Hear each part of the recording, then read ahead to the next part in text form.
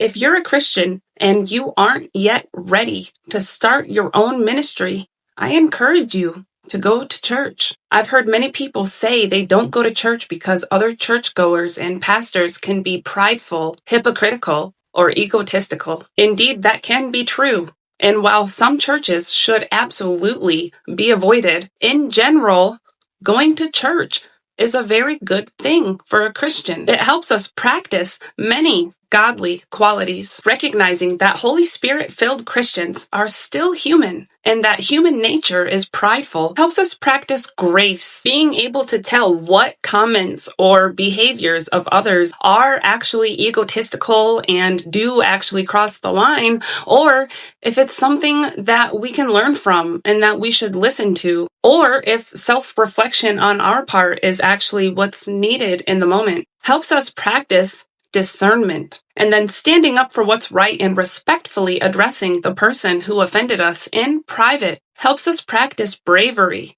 and self-control. Choosing forgiveness when someone has wronged us helps us practice mercy. Waking up early and committing ourselves to a church routine helps us practice discipline. Raising our hands in front of others in worship, going up to the altar, and being open with our feelings for Jesus and with our songs of praise helps us practice faith. Willfully engaging with those who harmlessly annoy us helps us practice patience. Dressing nice, listening to the speaker and following along, and just acting a bit more decent than usual helps us practice respect. Treating everyone with impartial kindness, regardless of differences, helps us practice tolerance.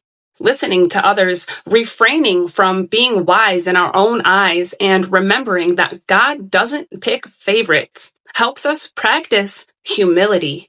When church is over, God always gives us a reward of a very particular sense of satisfaction that is completely unique, and you always feel it on church days. There is nothing like the feeling of a job well done that comes from just having attended church. That's the Holy Spirit patting us on the back. It pleases God when we surround ourselves with His people, putting our flesh aside to practice these godly qualities. And possessing these qualities brings us peace and joy and protects us from influence of demonic spirits. Even more importantly, it equips us to be able to step into our own ministry calling by knowing how to treat God's people while also possessing the strength and willingness to do it. And remember, your family is your first ministry. Spreading the truth of Christ is what helps us practice the ultimate act of love. Have you told your family about Jesus yet?